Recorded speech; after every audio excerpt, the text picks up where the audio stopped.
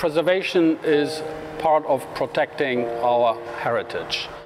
The generations before us did a good job. It was very sustainable what they did.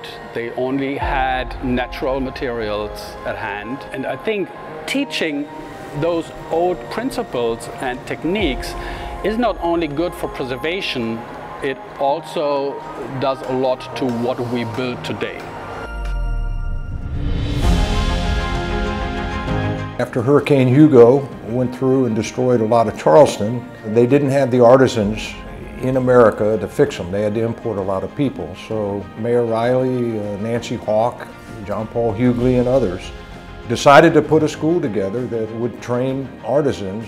They took an American model of preservation. They then studied a French model. It's a 10-year program that trains their artisans. They truncated the 10 years to 4.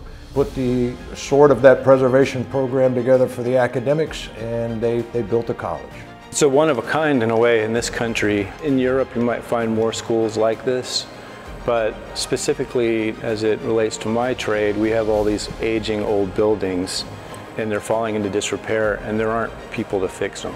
There's just a ton of work out there for stone carvers and stone masons in that regard.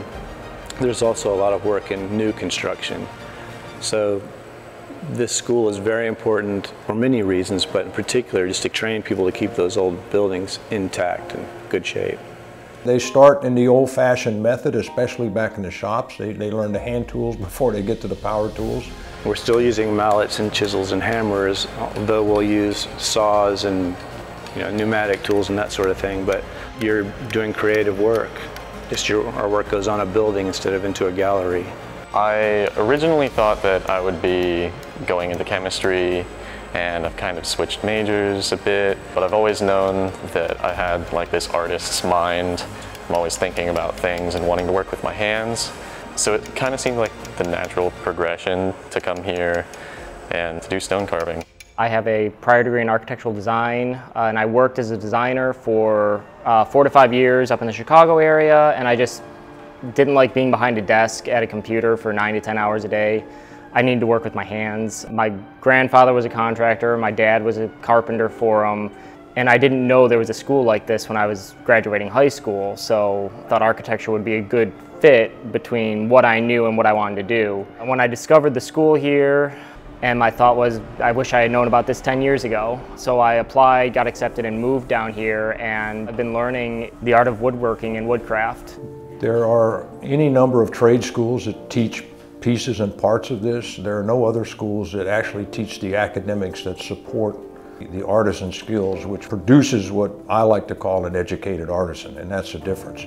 You not only know the science of it, you know the art of it. At any other school you'd be taking probably a world history class. Here it's architectural history.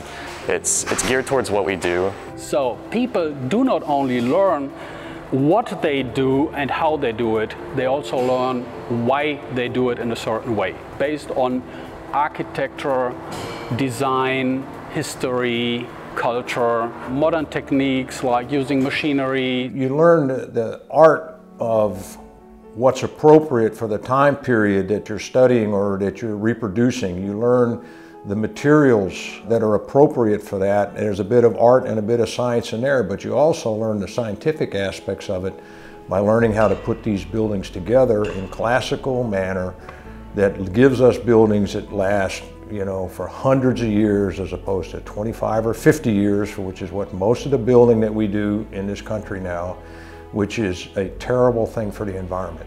When I came to Charleston for the first time, I had a look at this city, and I've done a lot of preservation work in Germany, but I've never seen a city where you have so many different buildings over a long time period which have not been destroyed by war. And that makes it unique, and it's like one big laboratory for us. There's definitely a lot of preservation work going on, but there's also a lot of new construction going on too.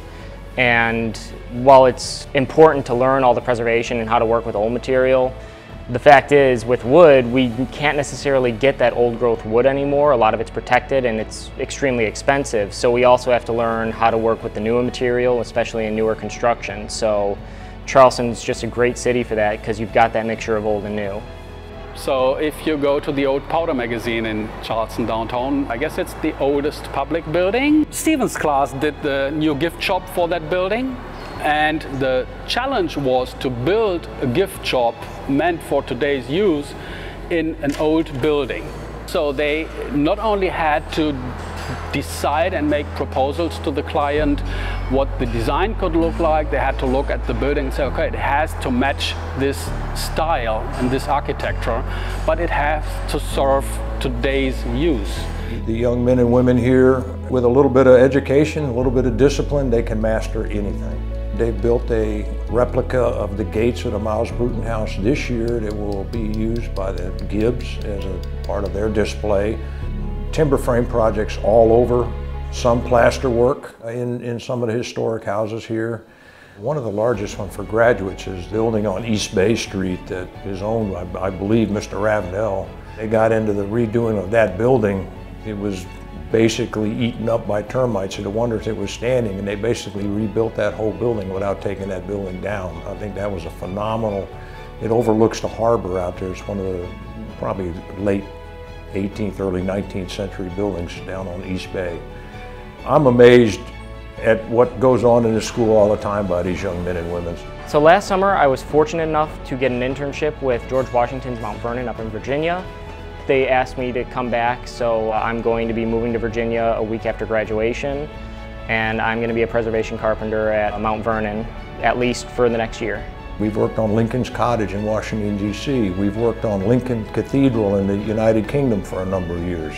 And I could go on, but these important buildings, we're actually affecting the lifespan and the continued use of these buildings for many, many years. That's what I like to see. I like to see the result. I like to see young men and women graduate from this school, and then I like to see the skills that we send them out into the world to do.